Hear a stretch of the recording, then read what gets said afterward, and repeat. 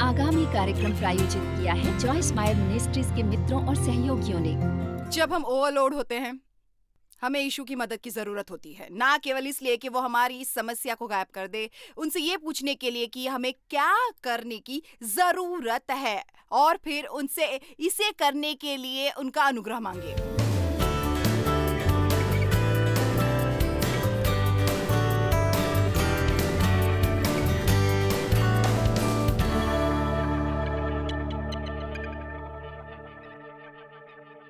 आपको कभी भी तनाव नहीं होगा यदि आप कुछ बदले ना। और मैं कुछ ऐसी ही चीजें आपसे साझा करती हूं। आप कहते हैं मैं कैसे इसे हटा दूं, पर क्या आप जानते हैं आप में से बहुत से कहीं ज्यादा होशियार है उससे जो आप समझते हैं। और मैं शर्त लगा सकती हूं आप में से किसी एक को यहां ऊपर ला सकती हूं और एक छोटी सी क्विज कर सकती हूं और आप मुझे बता सकते हैं कि आपकी समस्या क्या है। चलिए भी, आप वो क्यों नहीं करते जो आप कहना चाहते हैं। यदि आपसे पूछते हैं कि कैसे कोई समस्या सुलझानी है, जो समस्या है वो जिसे आप निपट रहे हैं, इसलिए मेरे पास तुम्हारे पास जवाब नहीं है यदि आप अपना जीवन बदलने के लिए राजी नहीं होते। इसलिए आज हम कुछ ऐसे बाइबल के लोगों की बात करने वाले हैं जो ओवरलोडेड थे और उन्होंने इसके बारे में क्या किया। और हम बात शुरू करेंगे सरहदों और सीमाओं के बारे में। हमें अपने जीवन में सीमाएं और हदें तय करनी पड़ती है, पर सबसे पहले चलो मूसा की ओर देखें। गिनती 11:10 में, और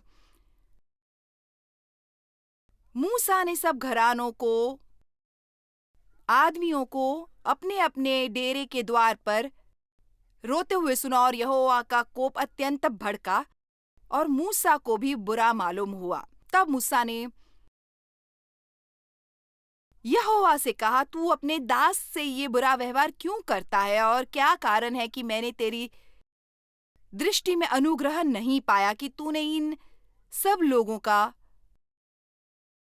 भार मुझ पर डाला है। क्या ये सब लोग मेरी ही कोख में पड़े थे? क्या मैं ही हूँ उनको उत्पन्न करने वाला, जो तू मुझसे कहता है कि जैसे पिता दूध पीते बालक को अपनी गोद में उठाए फिरता है, वैसे ही मैं उन लोगों को अपनी गोद में उठाकर फिरूं। तूने उनके पूर्वजों से खाई है। आप ये गौर करते हैं कि अब मूसा को इन लोगों से समस्या है और उसे महसूस होता है कि उसे उनकी जरूरतें पूरी करने की जरूरत है। वह खुश नहीं है और इसलिए वो ये महसूस करता है कि ये उसकी जिम्मेदारी है। आपने मुझे ये सब करने का भार क्यों सौंपा है? आप ये सब करने की मुझसे कैसे अपेक्षा कर सकते हैं? जबकि ज्यादातर समय परमेश्वर हमसे कुछ भी अपेक्षा नहीं करते। मुझे कहां से मांस मिलेगा इन सब लोगों को देने के लिए? वचन 13 ये कहकर मेरे पास रो रहे हैं कि तू हमें मांस खाने को दे। अब देखे वचन 14, मैं अकेला इन सब लोगों का भार संभाल सकता क्योंकि ये मेरी शक्ति से बाहर है। अब सोचिए, ये सचमुच एक खुला दरवाजा है, ठीक है, यहाँ ही सहायता पाने का। बस ये कहना कि मैं ये नहीं कर सकता, एक शिकायत करते हुए, पर परमेश्वर के साथ गंभीर होकर ये कहते हुए मैं अभी ये जीवन और नहीं जी सकता। और मुझे ये जानने की जरूरत है कि आप क्या चाहते हैं कि मैं करूं अपने जीवन में बदलाव लाने के लिए। परमेश्वर हम पर एक जादू की छड़ी नहीं घुमाने वाले। हम बस प्रार्थना नहीं कर सकते और वुफ, सब कुछ गायब होगा। हमें बदलाव लाने के लिए राजी होना पड़ता है। तो मूसा उस मुकाम पर आया जहां वो कहता है, अब ये मैं और ज्यादा नहीं कर सकता। यदि आप इसी तरह आप मुझसे निपटने वाले हैं तो फिर मुझे मार डालिए। मैं ये तुरंत प्रार्थना करता हूं कि मुझे मार डालिए। खैर, बेहतर होगा कि मर जाऊं बजाय इस तरह जीने के। क्या कभी किसी ने ऐसा कहा है? मैं जानती हूं, मैंने कहा है, और जो तुम मेरे साथ यही व्यवहार करना चाहते हो तो फिर मुझ पर अनुग्रह हो कि तू मेरे प्राण एकदम ले ले, जिससे मैं अपनी दुर्दशा न देखने पाऊं। और प्रभु ने मूसा से कहा, 70 आदमियों को इकट्ठा करने की कोशिश कर, जो अभिषिक्त तुझ पर है मैं उसे उन पर भी डालूंगा, ताकि वो तेरा भार साझा कर सके। और बातें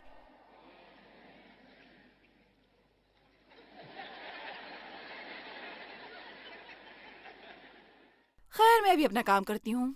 खैर, आपको अपना काम करना चाहिए, पता है। ईमानदार से कहूं तो आप में से कुछ आप सब किसका पैसा बनाने में व्यस्त हैं। यदि आप ऐसा ही करने वाले हैं, आपको जरूरत है थोड़े से उस पैसे को इस्तेमाल करने के लिए मदद जुटाने की।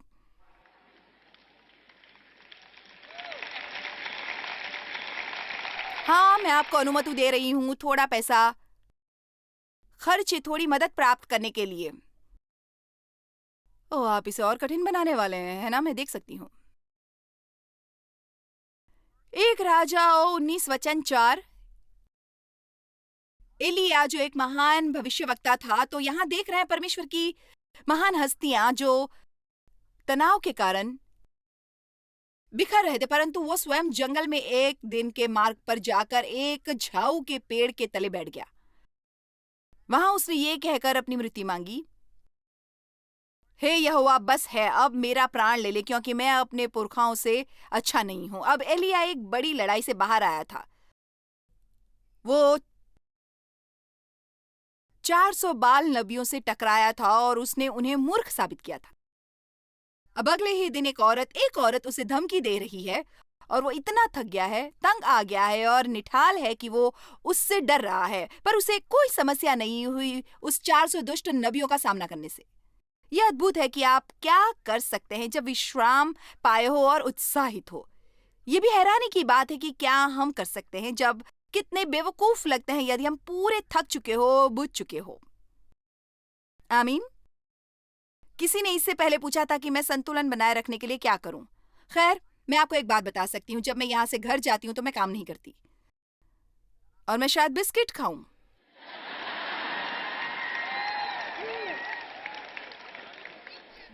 एक तरीका है जिससे मैं बहाल होती हूँ, वो है विश्राम करती हूँ। मैं अच्छी फिल्म ढूंढती हूँ देखने के लिए, मैं जो खाना चाहती हूँ खाती हूँ और विश्राम करती हूँ। मैं शायद रविवार को सुबह उठूं और सैर को जाऊं और फिर बस मैं बाकी के दिन बस आराम करूंगी। फिर सोमवार तक मुझसे फिर उत्साह भर जाएगा। मैं घर जाया करती और कुछ और काम करती थी और कुछ और काम करती थी, कुछ और काम करती थी, कुछ और काम करती थी, कुछ और फिर मेरी आवाज इन आदमियों की तरह हो जाती। ओह प्रभु, बेहतर है आप मुझे मार डाले, मैं ऐसा जीवन नहीं चाहती। पर देखिए, बात यह है, अंत में परमेश्वर ने मुझे बताया और मुझे उम्मीद है कि आपको भी ऐसे संदेश मिलेंगे। आप अपना शेड्यूल खुद बनाइए, आप इस तरह भागदौड़ नहीं कर सकते।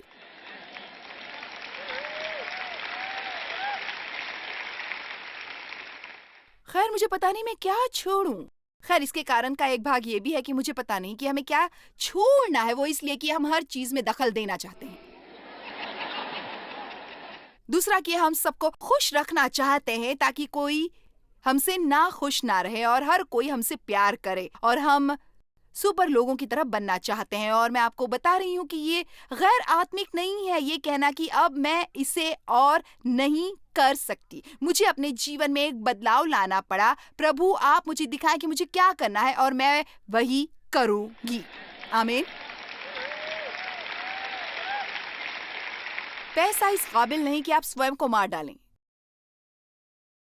यदि लोग आपको इस तरह से पसंद करेंगे कि आप सब कुछ करते हैं जो वे चाहते हैं तो आप करें, फिर वो आपके बारे में कोई परवाह नहीं करते, वे बस आपको इस्तेमाल कर रहे हैं। खैर, परमेश्वर का एलिया के लिए उत्तर क्या था, मुझे ये बहुत पसंद है। उन्होंने एक दूत को भेजा कि वो उसके लिए एक अच्छा भोजन पकाए और वो उसे कहे कि वो थोड़ा सो ले। मेरा मतलब है, यदि आप ये पूरी की पूरी बात पढ़े और मैं ये करने के लिए समय नहीं लगाऊंगी। उन्होंने एक स्वर्ग दूत को भेजा और उन्होंने उसे सुला दिया।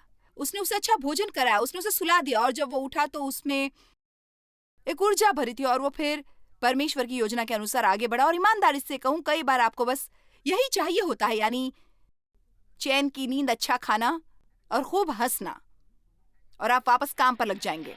आमीन।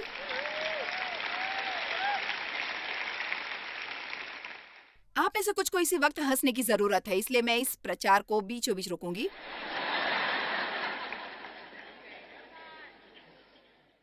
खैर हनी, मैं कभी इस तरह चर्च में नहीं गई। खैर, दो बूढ़े लोग एक दूसरे के साथ लेटे हुए थे, झुर्रियों वाले बूढ़े, और उसने कहा, हनी, तुम मेरा हाथ वैसे क्यों नहीं पकड़ती जैसे पहली रात को पकड़ा था। तो उसका छोटा सा झुर्रियों वाला हाथ बिस्तर पर आगे बढ़ा और उसने उसका छोटा सा झुर्रियों वाला हाथ थामा। उसने कहा, हनी, तुम मुझे अपनी बाहों में क्यों नहीं समेटते जैसे पहले समेटते थे? तो उसने आह भरी, उसे थोड़ा समय लगा पर वो उसकी तरफ के बिस्तर में आया और बाहों में भरा उसे, और उसने थोड़ा आराम किया और फिर उसने कहा, हनी, तुम मेरे कान वैसे क्यों नहीं चुभोते जैसे पहली रात को चुभाया था?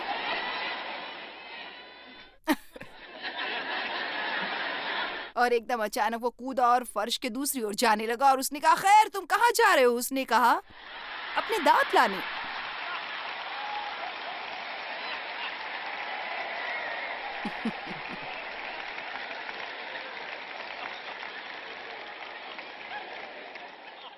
देखिए, आप सोच रहे हैं खैर इस बात से आपका क्या ताल्लुक? कुछ नहीं, इसकी किसी भी बात से कुछ लेना देना नहीं, और बिल्कुल यही आपके दिमाग में डालने की जरूरत है। ये किसी भी बात से कोई ताल्लुक नहीं रखता, आपको बस हंसना है। एक छोटा सा मजाक था ये, बस आपको हंसाने के लिए। दरअसल आप स्वयं पर हंस सकते हैं और अपने जीवन को काफी हल्का फुल्का बना सकते हैं।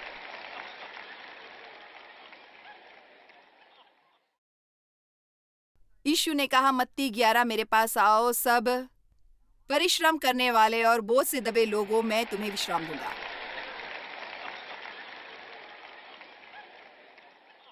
यीशु ने कहा, मत्ती 11 फिर से कहती हूँ, मेरे पास आओ सब परिश्रम करने वाले और बोझ से दबे लोगों, मैं तुम्हें विश्राम दूंगा। मैं तुम्हारे प्राण को सहज, पुनर्जीवित और तरोताजा करूंगा। जब हम ओवरलोड होते हैं तो हमें यीशु के पास सहायता के लिए जाने की जरूरत है, ना केवल हमारी समस्या दूर करने के लिए और उनसे पूछने के लिए कि हमें क्या करने की जरूरत है, और फिर उनसे अनुग्रह मांगना इसे करने के लिए।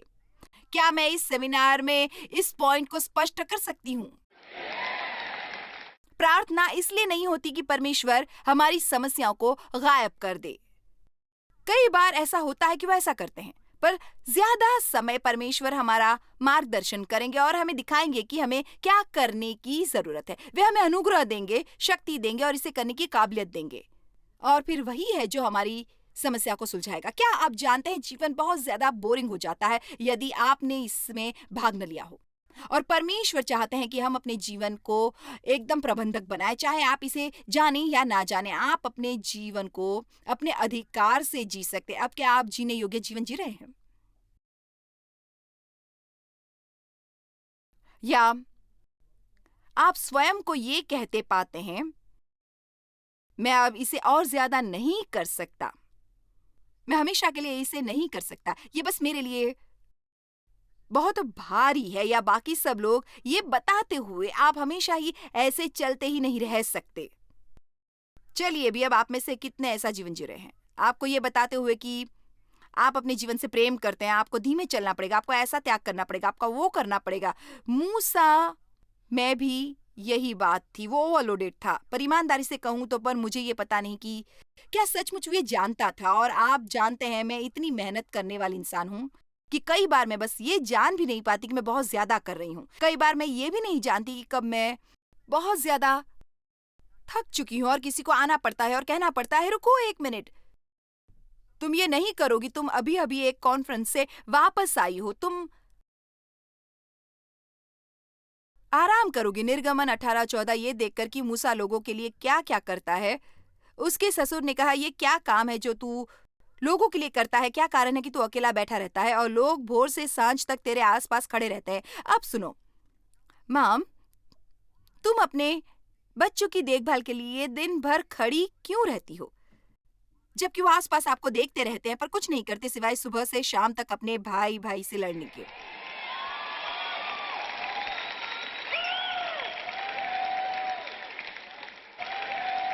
खैर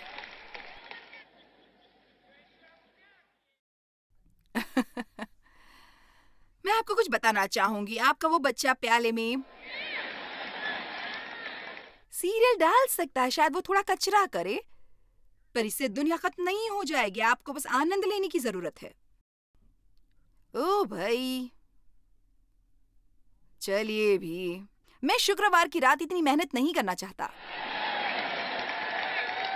आप अकेले क्यों बैठे रहते हैं जबकि हर कोई आपके इर्द गिर्द खड़ा हो? अब आप सबको समस्या नहीं है, पर मेरी एक बेटी है जो ऐसा ही करती है। आप बस आदत डाल देते हैं और जिस तरह लोगों के साथ शुरुआत करते हैं वो उसी की अपेक्षा करते हैं। यदि आपके घर में पहले से ही आपने बुरी आदतें डाली हैं, तो आपको बाद में वो सब सहन करना पड़ेगा जो आपने आदतें उनमें डाली है। वो बदलेंगे नहीं, आपको बदलना पड़ेगा।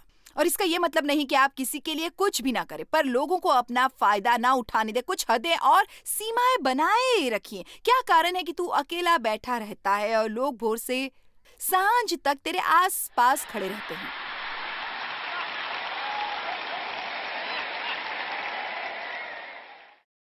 मूसा ने अपने ससुर से कहा, खैर क्योंकि लोग मेरे पास आते हैं, बेहतर होगा उससे कहा होता। खैर वे चाहते हैं कि मैं ये करूं।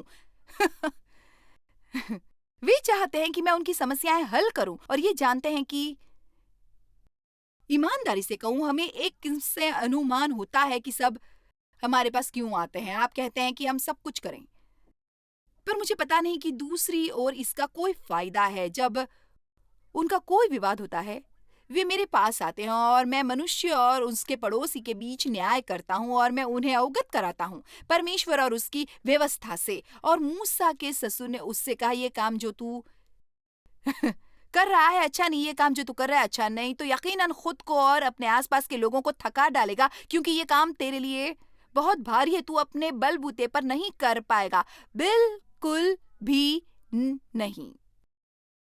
आमीन। और मेरे ख्याल से यहाँ कुछ लोग हैं जिन्हें ये आज समझ लेना चाहिए। यदि आप जीने योग्य जीवन नहीं जी रहे हैं, फिर आपको वही करने की जरूरत है जो मूसा ने किया। यहाँ फिर से उसने कुछ मदद जुटाई। वो गया और उसने कुछ लोगों को चुना अपनी मदद के लिए। अब हम लोगों को क्यों नहीं अपनी मदद करने देते? हम ये कहने में कठिनाई महसूस करते हैं कि क्या आप मेरी मदद करेंगे? मुझे मदद चाहिए। खैर, नंबर 1 हमारा एक स्वतंत्र रवैया है। नंबर 2 हम नहीं चाहते कि कोई हमारी बातों में दखल दे, क्योंकि अच्छे लोग जानते हैं कि वे उसे हमारी तरह उसे अच्छे से नहीं करते। आमीन। पर यदि कोई और ये करता है तो शायद उन्हें भी श्रेय का हिस्सा मिले और हम ऐसा नहीं चाहते। मेरा मतलब, सच में आप थकावट से मर जाना चाहेंगे बजाय किसी को स्वयं की मदद करने देने की, चाहे वो पूरी तरह से परफेक्ट काम ना भी करता हो जैसा कि आप चाहते हैं कि वो करे। बहुत बार ईमानदारी से कहूं तो हम अपने बारे में कुछ ज्यादा ही ऊंचा सोचने बजाय उसके जो हमें सोचना चाहिए। ये बहुत ही लोकप्रिय बयान बन गया है, या तेज रफ्तार जिंदगी जीना।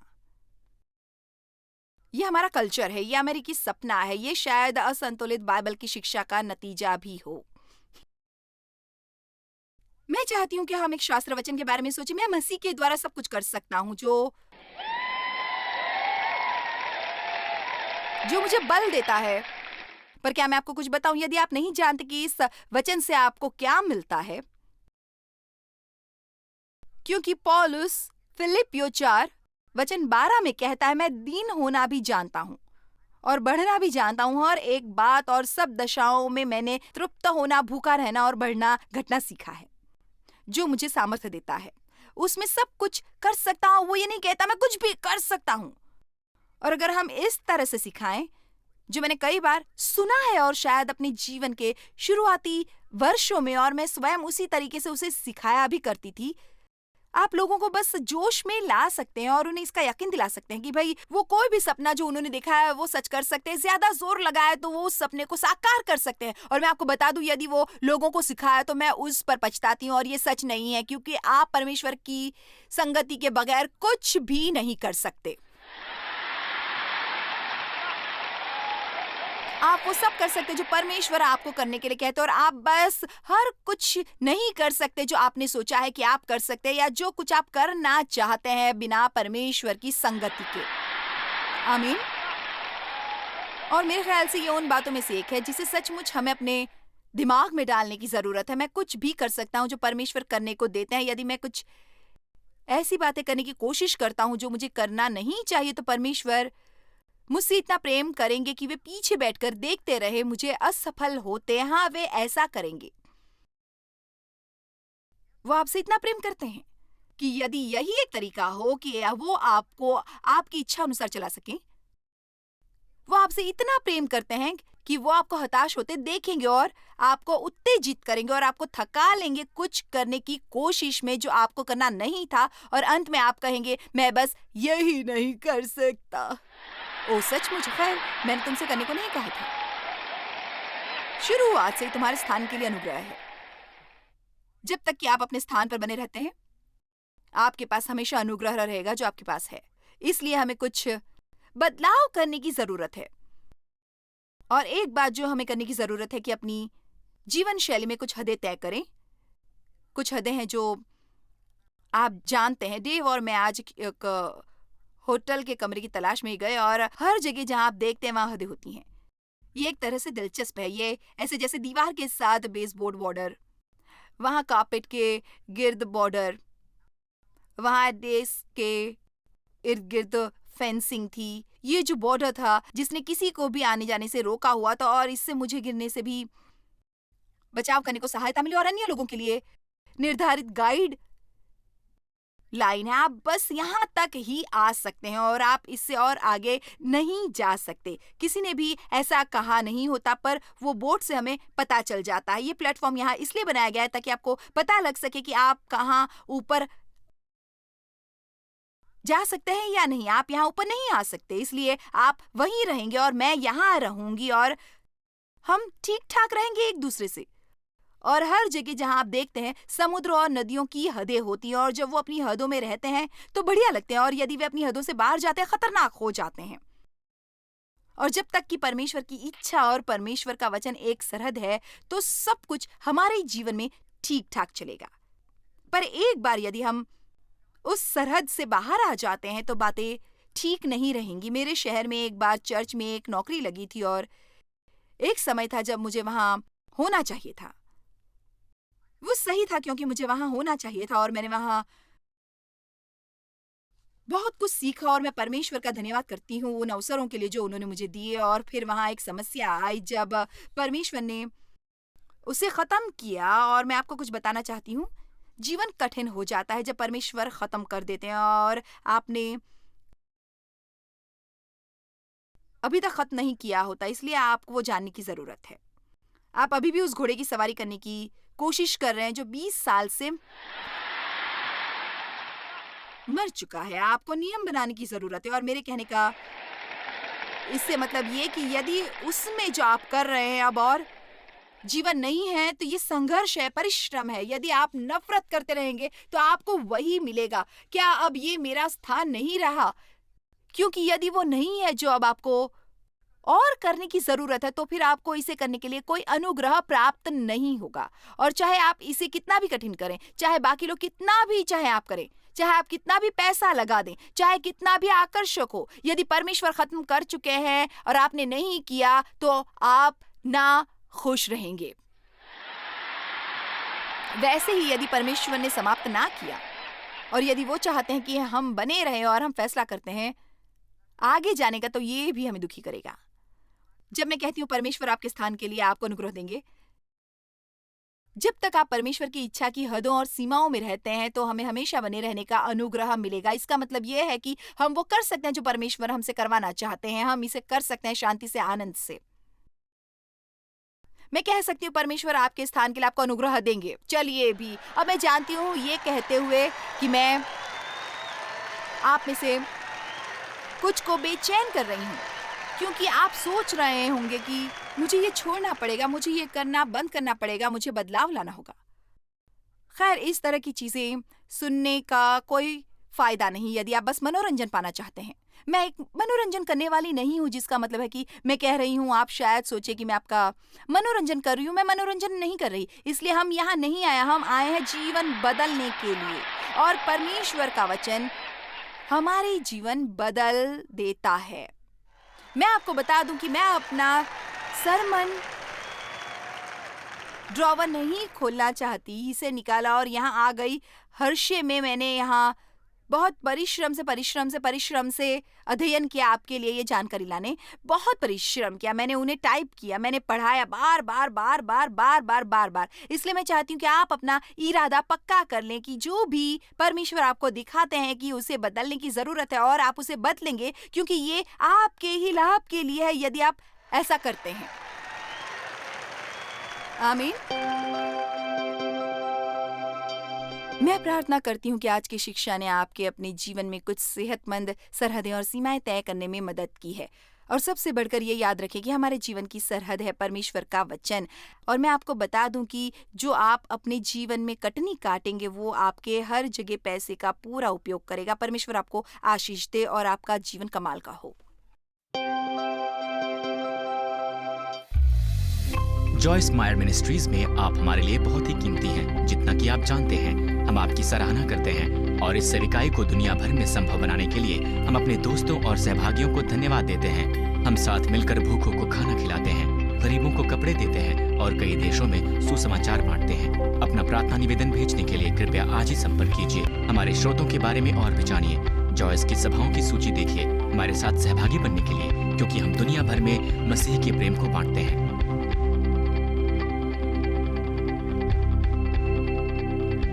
इसका खर्च उठाया है जॉयस मायर मिनिस्ट्रीज के मित्रों और सहयोगियों ने।